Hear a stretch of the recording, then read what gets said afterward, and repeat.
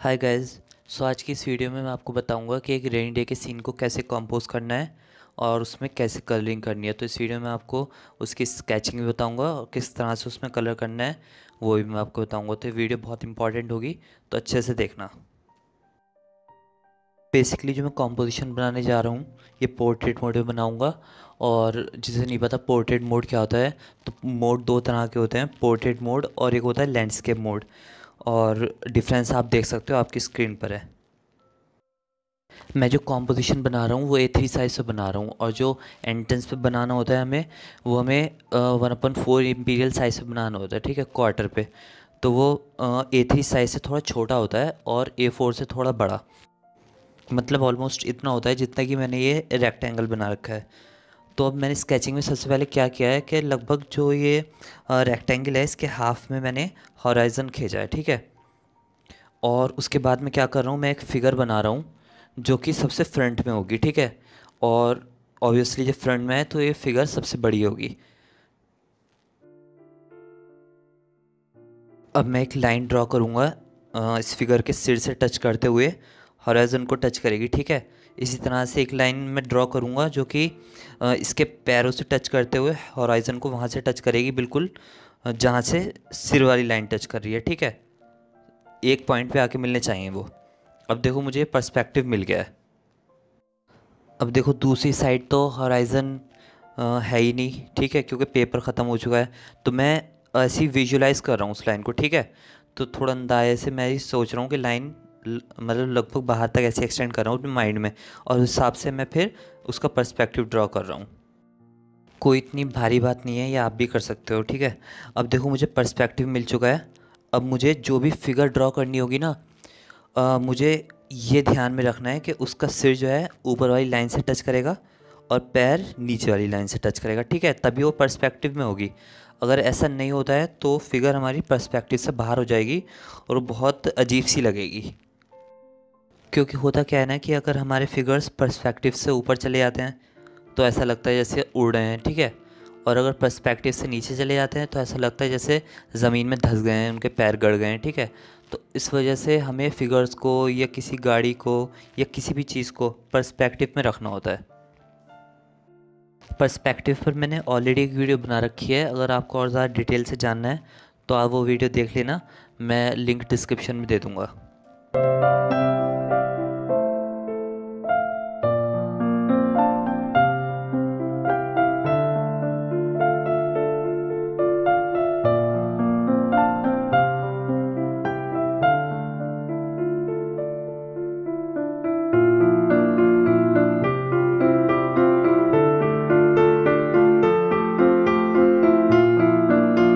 अब देखो मैंने 3 ह्यूमन फिगर ऑलरेडी बना दिए हैं।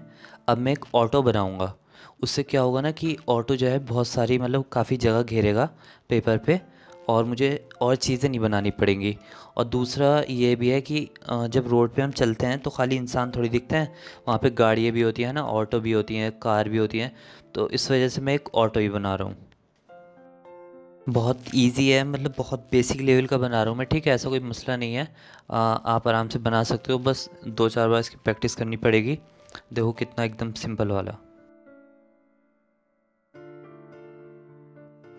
अब देखो एक और इम्पॉर्टेंट कॉन्सेप्ट है यहाँ पे।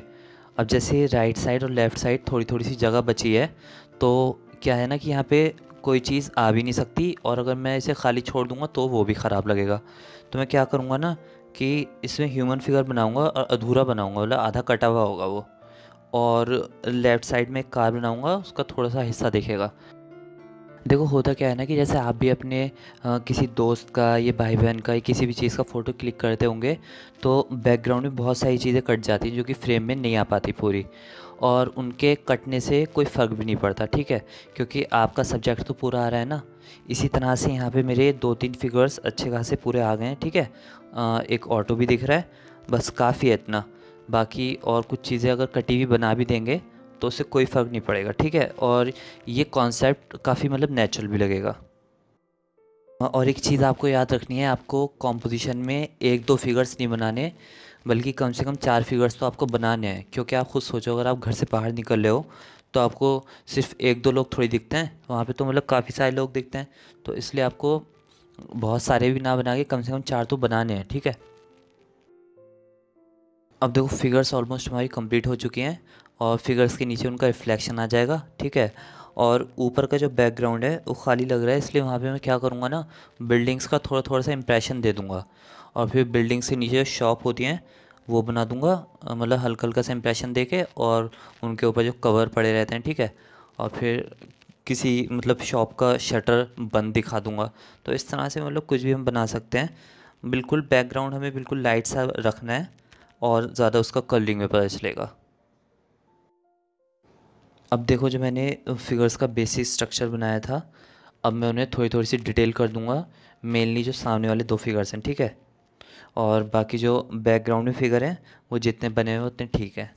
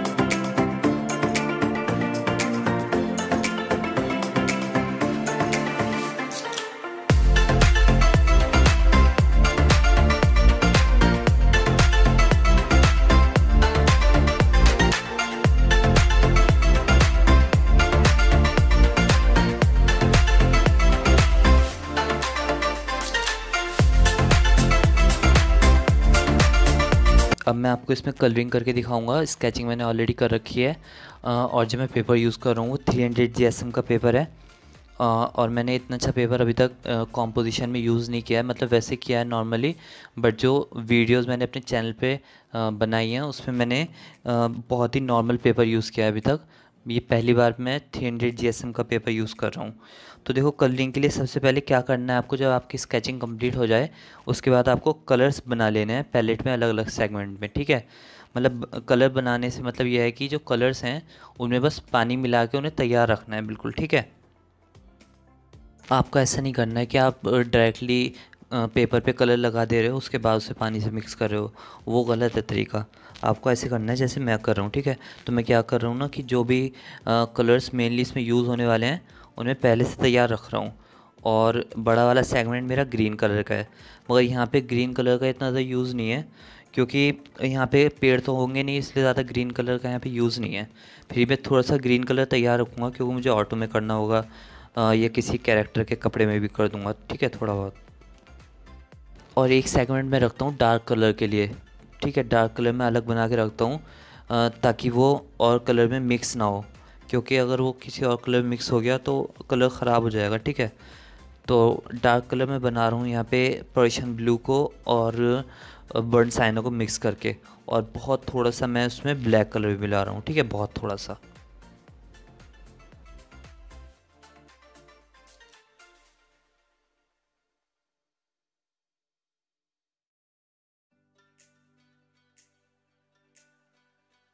तो कलरिंग में येलो कलर से शुरुआत कर रहा हूँ। जो बैकग्राउंड में मुझे बिल्डिंग्स दिखानी है ब्लर में, मैं उनमें पहले येलो कलर लगा रहा हूँ, ठीक है। और शॉप्स हैं उनमें भी। और मुझे ध्यान रखना है जहाँ तक भी येलो कलर लगा रहा हूँ उसे मुझे गीला रखना है, क्योंकि ब्लर का इफेक्ट दिखाने के लिए मुझे उसे गीला रखना है, क्योंकि उसमें ही मुझे और कलर छोड़ने पड़ेंगे, जैसे बर्न साइना और पर्शियन ब्लू, ठीक है। उसे सूखने नहीं देना मुझे, नहीं तो अगर वो एक बार सूख जाएगा तो उसमें दूसरा कलर लगाने का कोई फ़ायदा ही नहीं है, और ब्लर वाला इफेक्ट नहीं आएगा फिर। आपको एक चीज़ ध्यान में रखनी है, जब आप कुछ ब्लर में पेंट कर रहे हो तो आप जब ऊपर से कलर लगा रहे हो तो उसमें पानी क्वांटिटी कम होनी चाहिए, ठीक है, और कलर की क्वांटिटी ज़्यादा होनी चाहिए, मतलब थिक होना चाहिए। क्योंकि जब बेस ऑलरेडी गीला है, ठीक है, और आप ऊपर से कलर लगा दोगे जिसमें पानी ज़्यादा हो, तो दोनों मिलके वो रायता फैला देंगे, ठीक है। इस वजह से आपको जो ऊपर से कलर लगाना है उसे आपको थिक रखना है। तो आपके ये ऐसे समझ में नहीं आएगा जब तक आप खुद 4-5 बार पेपर मतलब ख़राब नहीं कर दोगे, खुद प्रैक्टिस नहीं करोगे, तो आपकी बात समझ में नहीं आएगी। अब जैसे यहाँ पे मैंने बेस में येलो कलर लगाया था तो उसमें पानी की क्वांटिटी बहुत ज़्यादा थी, ठीक है, बहुत ज़्यादा डाइल्यूट था वो। मगर ऊपर से मैंने बर्न साइन और पर्शियन ब्लू लगाए हैं, उसमें पानी की क्वांटिटी बिल्कुल ना के बराबर है, ठीक है, जैसे कि आप यहाँ पे देख रहे हो। सो गाइस, जितनी टिप्स मुझे देनी थी इस वीडियो में मैंने आपको दे दी है। अब आगे म्यूज़िक है।